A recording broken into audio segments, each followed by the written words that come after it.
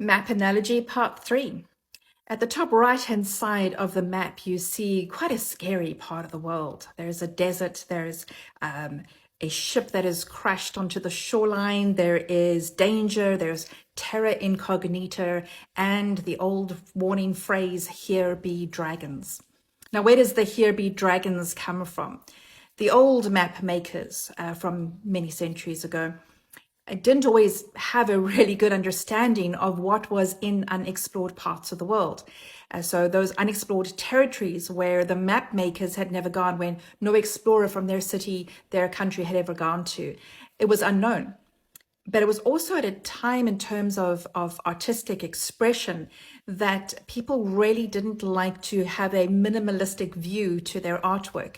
So when they drew out their maps and there was this large unformed part of the map where there was no data, no information to put, it indicated two things. One is that they didn't know and they wanted to sort of hide that. And secondly, that it was going to really clash with the sensibilities of how people like to see their artistic expression, including maps.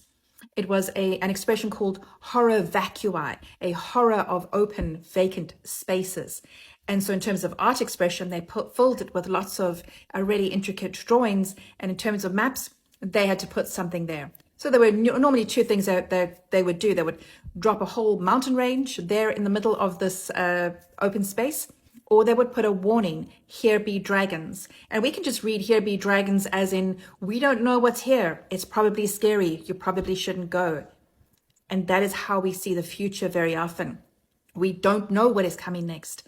There are so many variables, so much complexity, so many interacting elements that we don't know what is coming. It is scary, and we feel like we're going to be threatened, as in by a dragon.